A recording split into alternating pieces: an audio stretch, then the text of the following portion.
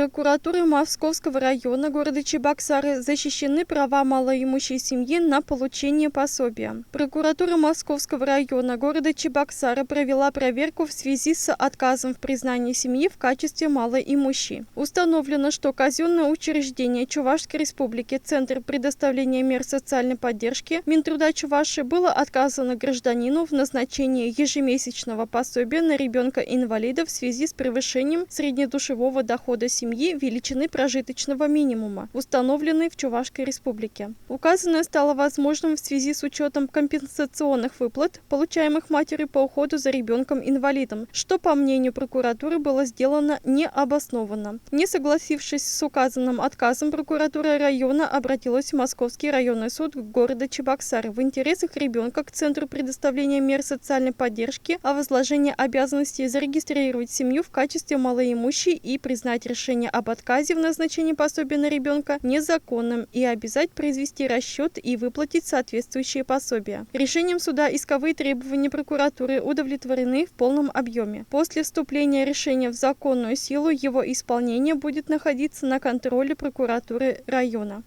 Прокуратура города Новочебоксарска потребовала активизировать работу по исполнению судебных решений, вынесенных по искам надзорного ведомства. В прокуратуре города Новочебоксарска под председательством прокурора города Валерия Гришина состоялось совещание по надлежащему исполнению судебных решений, вынесенных по искам прокуратуры. В работе совещания приняли участие глава администрации города Новочебоксарска Дмитрий Пулатов, руководители и работники службы судебных приставов, управления автомобильных дорог Чувашской Республики и других организаций и ведомств, в отношении которых возбуждены исполнительные производства на основании документов, выданных судами по результатам рассмотрения исковых требований прокуратуры города. Прокурором города отмечено, что несвоевременное исполнение требований исполнительных документов создает угрозу опасности жизни, здоровья и благополучия жителей города Новочебоксарск, а также иных лиц, поскольку требования прокуратуры связаны с ремонтом дорог, организацией благоустройства территории города и другими. В ходе мероприятия руководителям организаций, являющихся ответчиками по исполнительным производствам, объявлены предостережения о недопустимости длительного неисполнения судебных решений и уголовной ответственности по статье 315 Уголовного кодекса Российской Федерации за злостное уклонение от указанных действий. На совещании также озвучены критические замечания в адрес судебных приставов-исполнителей, которые не во всех случаях своевременно принимают все необходимые меры по понуждению должников к исполнению установленных требований.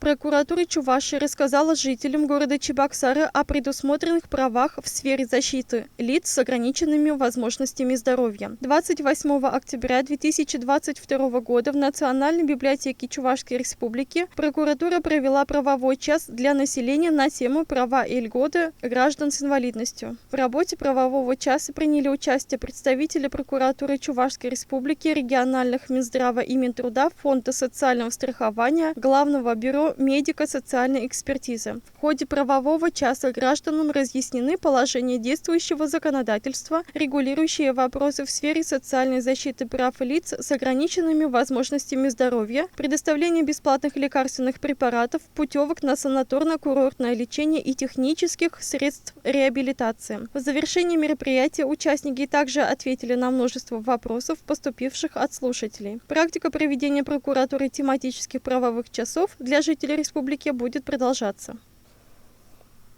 В прокуратуре Чувашии подведены итоги конкурса на лучшую работу по правовому просвещению и социальной рекламе. Органы прокуратуры на системной основе проводят работу по правовому информированию граждан нашей республики, разъясняют положение законов, рассказывают о тех или иных действующих правовых нормах по самым актуальным темам, пропагандируют правовой законный образ жизни. В этих целях прокурорами организуются съемки тематических видеороликов социальной рекламы, изготавливаются информационно-разъяснительные материалы, буклеты, брошюры, баннеры. Проводятся разъяснительные мероприятия с населением, правовые часы, лекции для учащихся и трудовых коллективов, деловые игры. Указанная работа осуществляется во взаимодействии с органами власти. СМИ, культурными, образовательными и социальными учреждениями. Ежегодно в прокуратуре Чувашии проходит конкурс на лучшие материалы по правовому просвещению населения. Работа победителей направляется в Генеральную прокуратуру Российской Федерации для участия во всероссийском конкурсе. По итогам проведенного отбора лучшим видеосюжетом социальной рекламы стал материал прокуратуры Козловского района «Нет алкоголизму».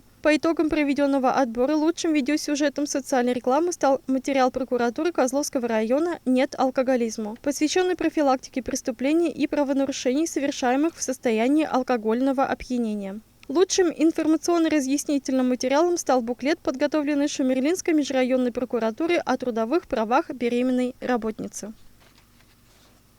В Алатырском районе вынесен приговор по факту смерти местного жителя. Алатырской межрайонной прокуратурой поддержано государственное обвинение по уголовному делу в отношении 34-летнего жителя города Алатырь. Он признан виновным в совершении преступления, предусмотренного частью 4 статьей 111 Уголовного кодекса Российской Федерации. Умышленное причинение тяжкого вреда здоровью, повлекшее по неосторожности смерть потерпевшего. Судом установлено, что в конце марта 2022 года подсудимый, находясь в гостях у своего 34-летнего знакомого в городе Алатырь, при совместном распитии спиртных напитков в ходе ссоры с ним на почве возникших личных неприязненных отношений, умышленно нанес ему не менее 6 ударов руками и ногами в область головы и других частей тела. От полученных телесных повреждений потерпевший скончался на месте происшествия. После этого обвиняемый труп потерпевшего спрятал в подвале этого же дома и прикопал землей с помощью лопаты, а затем скрылся с места происшествия. Вину в совершенном преступлении осужденный признал. Суд, согласившись с мнением государственного обвинителя с учетом имеющейся судимости за совершение другого преступления, назначил виновному наказание в виде лишения свободы сроком на 9 лет и 6 месяцев с отбыванием в исправительной колонии строгого режима с ограничением свободы на срок 1 год. Приговор в законную силу пока не вступил.